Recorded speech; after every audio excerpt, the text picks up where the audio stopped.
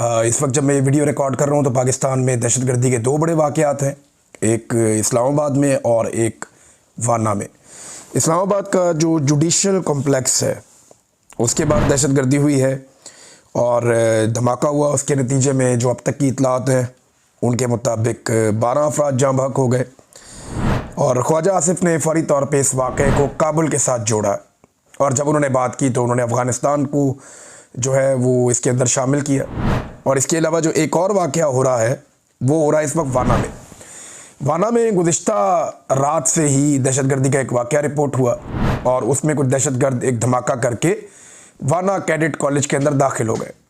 नुकसानात के हवाले से अभी तक किसी किस्म की कोई इत्तला नहीं दी गई और मीडिया को कोई चीज़ विटनेस भी नहीं हुई।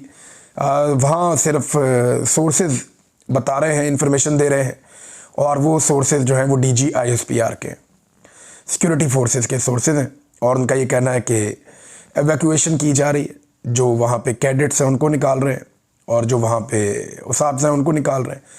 कुछ 600 के करीब 500-600 के करीब 5 से 600 के बीच में लोग थे जो वहाँ पे मौजूद थे और दहशतगर्दों को कहा जा रहा है जी कॉर्नर किया गया और उनके साथ लड़ाई चल रही है। जो तादाद बताई गई, एक तो धमाका हुआ था वहाँ पे, उसके अलावा ये बताया गया जो मल्टीपल इतलात सिक्योरिटी ज़राए से जो आई उनके मुताबिक भी कोई 3 दहशतगर्द हैं और उनके साथ लड़ाई चल रही वाना में गुज़िश्ता रात से। ये एक सिचुएशन वहाँ से रिपोर्ट हुई है।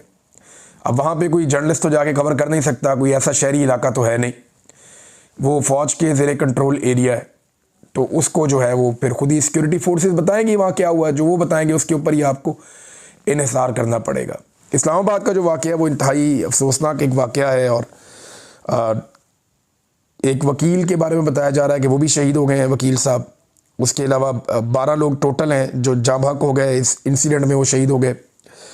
और ये खुदकुश धमाका, इसके बारे में कहा जा रहा है कि ये धमाका खुदकुश था और खुदकुश हमलावर का कोई सर भी मिला। अब ये इस्लामाबाद जुडिशल कम्प्लेक्स है इस्लामाबाद में, तो लड़ाई जो है वो अब इस्लामाबाद तक पहुंचना शुरू हो गई है। लेकिन जब ये धमाका और ये चीज़ें हो रही थी तो उस वक्त कौमी असम्बली में बात इन पे नहीं की जा रही थी। जब पाकिस्तान में इतने बड़े इंसिडेंट हो रहे हों, आपके फेडरल कैपिटल के अंदर धमाका हो जाए, तो दुनिया का कोई भी मुल्क होगा वो फौरी तौर पे अपनी डिबेट को शिफ्ट करेगा और यहाँ ले जाएगा। लेकिन क्योंकि कौमी असम्बली में हर हाल में इस तरमीम को पास करवाना है जिसमें फ़ील्ड मार्शल आसिम मुनीर साहब को इस्तिस्ना और ताहयात नौकरी और बहुत सारी चीज़ें उसके अंदर शामिल हैं वो उनको मिलेंगी, तो क्योंकि वो तरमीम वहाँ पे पास हो रही है तो सिक्योरिटी के ऊपर, दहशतगर्दी के ऊपर किसी रुकन ने बात नहीं की है। सच ये तफसीली बातचीत नहीं की, डिबेट को शिफ्ट नहीं किया गया। हत्ता कि ये काम इतना ज़रूरी है, एक्सटेंशन, इस्तिस्ना, मुराद, सारी ज़िंदगी, ताहयाती, ये चीज़ें इतनी ज़रूरी हैं कि अज़ान की आवाज़ आई और नमाज का वक्फ़ा भी नहीं किया गया। ये नॉर्मली ऐसा होता नहीं है। कभी असम्बली में अज़ान की आवाज़ आती है तो फ़ौरन कहते हैं जी अब नमाज का वक्फ़ा कर लें, लेकिन ये काम शायद ज़्यादा ज़रूरी है तो इस काम को जारी रखा गया। दूसरा, जो लोग दावा कर रहे हैं वो बार बार कहते हैं जी इरफान सिद्दीकी साहब के साथ भी बड़ी ज़्यादती की गई है। एक लंबी वफ़ादारी है उनकी, लेकिन उसके बावजूद कल सेनेट का इजलास मुलतवी नहीं किया गया। लेकिन कोई बात नहीं, वो तो ये चीज़ें होती रहती हैं, ये चीज़ें होती रहती हैं। सियासत के सीने में दिल नहीं होता। अगर तो ये सच है तो ये अफसोसनाक बात है। मैं उम्मीद करता हूँ और दुआ करता हूँ कि ये बात सच ना हो, क्योंकि ये जब जब याद आएगी पाकिस्तानियों को तो पाकिस्तानियों को तकलीफ़ ही होगी और तकलीफ़देह याददाश्तें हैं ज़्यादातर पाकिस्तानियों की। 2022 में नाज़रीन मुराद सईद ने और बहुत सारे और लोगों ने चिल्ला चिल्ला कर ये बताया था कि दहशतगर्दों को पाकिस्तान मत लाइए, लेकिन कुछ जर्नलों को इस बात का बड़ा शौक़ था, आर्मी चीफ को बड़ा शौक़ था, फिर PDM की सरकार भी इसीलिए बनाई गई, तो इन सब ने मिलकर दहशतगर्दों को पाकिस्तान के अंदर दाखिल किया। इमरान खान की हुकूमत को अप्रैल के दूसरे हफ्ते में गिराने के बाद जून, जुलाई और अगस्त में बड़ी तेज़ी से दहशतगर्दों को पाकिस्तान के अंदर लाया गया। उन्हें पाकिस्तान के अंदर लाकर सेटल किया गया। बहुत एहतजाज हुआ, अवाम ने बहुत शोर मचाया, लेकिन क्योंकि जर्नैलों की पॉलिसी थी वो ये करते रहे और अब पूरा पाकिस्तान भुगत रहा है। ये आग जो है वो सबके दरवाजे तक आएगी। मैंने कहा था अब आ रही है, मुराद सईद भी ये कह रहा था, बार बार कह रहा था, लेकिन उस वक्त किसी ने बात सुनी नहीं या कोई सुनना नहीं चाह रहा था। मगर अब भी वक्त है उन जर्नैलों को और उन सारे किरदारों को कटहरे में लाया जाए जो इन दहशतगर्दों को बाई डिज़ाइन पाकिस्तान लेकर आए, और पाकिस्तान लाकर इनके लिए बॉर्डर नरम किए, इनको लेकर आए, इनको सहूलतकारी दी। ये यहाँ पे आपके जो खैबर पख्तूनख्वा के कई कबायली इलाके वहाँ दंदनाते फिरते थे, इनको बाई डिज़ाइन लाकर बसाया गया। और जिस वक्त निगरान हुकूमत चल रही थी उस वक्त बहुत बड़ी तादाद में ये लोग पहुँचे, क्योंकि तब पाकिस्तान तहरीक इंसाफ के ऊपर सारा फोकस था सिक्योरिटी फोर्सेस का, वो बेचारे सारे भागे हुए थे, तो दहशतगर्दों के लिए मौजें थी। उस दौर में 2023 में जब तक इलेक्शन नहीं हो रही, पूरा 2023 का साल जो है वो निगरान हुकूमत रही वहाँ पे खैबर पख्तूनख्वा में। तो उस पूरे साल के अंदर खैबर पख्तूनख्वा में दहशतगर्द जो है वो बड़ी तेज़ी से दाखिल किए गए, और 2024 में हमने उसको भुगतना शुरू कर दिया। और आज 2025 के इख्तिताम पे हम कहाँ खड़े हैं, इस्लामाबाद के अंदर एक धमाका हो गया, और वज़रा ये बता रहे हैं कि पाकिस्तान का कोई शहर भी महफूज नहीं है। तो जिन लोगों ने पाकिस्तान को इस आग में झोंका है, उन लोगों को कटहरे में लाना बहुत ज़रूरी है, उनसे ज़रूर पूछा जाना चाहिए।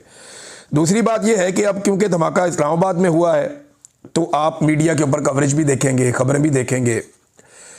वाना कैडेट कॉलेज के ऊपर जो अटैक हुआ, बहुत सारी चीज़ें कवरेजेस देखेंगे। अब एक जंग का माहौल बनेगा हमारा अफ़गानिस्तान के साथ, और जंग के बाद दोबारा हम बैठेंगे, फिर हम बातचीत करेंगे और फिर किसी नतीजे पे पहुंचेंगे। तो नॉर्मली यही होता है कि जो हमारी तरह के मुल्क होते हैं ना, ये पहले जंगें लड़ते हैं आपस में, जंगें लड़ने के बाद अच्छी तरह एक दूसरे को मारते हैं, एक दूसरे का टिका के नुकसान करते हैं। उसके बाद जब काफ़ी नुकसान हो जाता है फिर बैठते हैं, बैठ के टेबल पे बात करते हैं, फिर तालिबान को भी समझ आ जाएगी और फिर पाकिस्तान को भी समझ आ जाएगी। पहले पाकिस्तानी जर्नैलों ने इनको लाकर पाकिस्तान के अंदर बसाया, डिटाई और बेशर्मी के साथ ये फार्मूला उन्होंने यहाँ पे लगाया। इसके ऊपर ब्रीफिंग्स देते रहे पार्लियामेंटेरियंस को कि हमने दहशतगर्दों को लेकर आना है। पहले इन्हें लाकर यहाँ पे बसाया और उसके बाद बेड़ा गर्क करवाया, और अब कह रहे हैं जी एक लड़ाई में लड़नी पड़ेगी। तो ठीक है, आपकी मर्जी है, लेकिन इस्लामाबाद में खून बहा है तो ये खून महंगा है। कबायली इलाकों में खून बहता है तो खबर भी नहीं चलती, टिकट भी नहीं चलता, लेकिन इस्लामाबाद में खून बहा है, बड़ी बड़ी खबरें बनेगी और बड़ा रोला बनेगा। इंडिया के साथ भी आपके हालात जो हैं वो ख़राब हो सकते हैं। अब उसकी वजह यह है कि वहाँ पे भी एक धमाका हुआ है। इंडिया में आपने बड़ी मशहूर एक इमारत का नाम सुना होगा, दिल्ली लाल किला। तो लाल किला के करीब, यानी वहाँ जहाँ धमाका हुआ वहाँ से लाल किला करीब है, बिल्कुल सामने। तो वहाँ पे एक कार बम धमाका हुआ है कल, और वो जो कार बम धमाका हुआ उसके अंदर इंडिया में 8 लोग वहाँ पे मारे गए और बहुत बड़ी तादाद में लोग ज़ख्मी हो गए। धमाके की शिद्दत बहुत ज़्यादा थी वहाँ पे, और वहाँ का जो मीडिया रिपोर्ट कर रहा है, वहाँ की जो गवर्नमेंट कह रही है, वो भी इसके ऊपर इन्वेस्टिगेशंस कर रहे हैं, और वो ये कह रहे हैं जी हम इन दहशतगर्दों के पीछे आएंगे। तो लाजमी बात है, जैसे पाकिस्तान हर चीज़ का इल्ज़ाम हम अफ़गानिस्तान पर डालते हैं क्योंकि वो हमसे कमज़ोर है, तो इंडिया भी हम उससे छोटा मुल्क है, वो इल्ज़ाम हम पे ही डालेगा और किस पे डालेगा। अब इंडिया इल्ज़ाम उठा के कहीं यूरोप में तो नहीं ले जाएगा, वो हम पे ही डालेगा, चाहे उसकी अपनी नाअहली हो, चाहे उसकी अपनी नालायकी हो, लेकिन इंडिया इल्ज़ाम पाकिस्तान पर डालेगा। अच्छा, जो वाना वाला अटैक है ना, उसमें इनिशियली जो सिक्योरिटी फोर्सेस के ज़राए उन्होंने ये कह दिया, ये कंफर्म कर दिया कि ये दहशतगर्द ना सिर्फ अफ़गानी है, अफ़गानिस्तान से आए हैं, बल्कि अफ़गानिस्तान के साथ राब्ते में भी हैं। उन्होंने ये पहले ही कह दिया कि जनाब अभी ऑपरेशन मुकम्मल नहीं हो, लेकिन पहले ही उन्होंने ये बता दिया कि जनाब ये अफ़गानिस्तान के साथ लिंक्ड हैं जो यहाँ पे दहशतगर्दी कर रहे हैं। तो और ख्वाजा आसिफ ने इस्लामाबाद वाला अफ़गानिस्तान के बारे में बताया, और साथ ये भी कहते हैं कि ये फितनतुल ख़वारिज हैं और ये इंडिया इनको सपोर्ट करता है, इंडियन फंडेड है। तो पाकिस्तान ने अफ़गानिस्तान और इंडिया के ऊपर इल्ज़ाम लगाया। अब इंडिया के ऊपर जो धमाका हुआ, उन्होंने अभी इसकी इंक्वायरी करने के बाद इल्ज़ाम लगाना है, और ज़्यादा इम्कानात यही है कि वो पाकिस्तान के ऊपर ही मलबा गिराएंगे जैसे वो हमेशा करते हैं। तो ये खित्ते के अंदर एक नई लड़ाई वाली सूरत बन सकती है। और मैं आपको एक चीज़ बता दूं, लड़ाई जो है ना वो फौजी जर्नैलों को हमेशा सूट करती है, या जो फाशिस्ट हुक्मरान होते हैं उन्हें बहुत सूट करती है। जैसे प्यूटन है, वो रशिया एक लड़ाई लड़ रहा है 3 साल से, तो प्यूटन और उसके जर्नैल सारे हीरो हैं अपने मुल्क में। सेम टाइम में जो ज़ेलेंस्की है, वो और उसके जर्नैल हीरो हैं अपने मुल्क में, यूक्रेन। तो ये जंग का कानून होता है। जब इंडिया और पाकिस्तान की भी लड़ाई हुई है तो इंडिया के अंदर बहुत प्रोपेगेंडा किया गया है, जनाब पाकिस्तान को उन्होंने बहुत नुकसान पहुंचाया, बड़े मिसाइल मारे, बड़ी इमारतें तबाह की, बड़े बंदे मार दिए, बड़े फौजी शहीद कर दिए। उन्होंने ये कहा ना, इंडिया का मीडिया वो उन्हें प्रेज कर रहे हैं, वहाँ के जर्नैल, वहाँ का मोदी वो वहाँ हीरो बन रहे हैं। इसी तरह पाकिस्तान ने कहा जी हमने तैयारी गिरा दी है, ये रियलिटी भी है। तो यहाँ का मीडिया, हम लोग सारे हम कह रहे हैं हमारी फौज जीती है, तो हमारे जर्नैल खुश हो रहे हैं, हमारे लोग खुश हो रहे हैं। इसी तरह जो अफगानिस्तान और पाकिस्तान का आपस में मार्का हुआ, वहाँ पे भी इसी तरह है कि अफगान वहाँ पे पूरी तरह से मुतमईन है कि जनाब हमने बहुत मारा, और पाकिस्तानी यहाँ पूरी तरह से मुतमईन है कि हमने बहुत मारा। तो जब भी कोई जंग लगेगी तो फ़ायदा तो जर्नैलों का होता है, चाहे उधर हो जाए चाहे इधर हो जाए। कौम का फ़ायदा तब होगा जब पाकिस्तानी जर्नैल कश्मीर को आज़ाद करवा के दे देंगे। हम कहेंगे जी कमाल हो गया, ज़बरदस्त काम कर दिया सर आपने कश्मीर आज़ाद करवा दिया, हमारी दिली ख्वाहिश पूरी हो गई, अब हम कश्मीर में अपने घरों में जा सकते हैं। फिर तो हम ये कायल हो जाएंगे ना।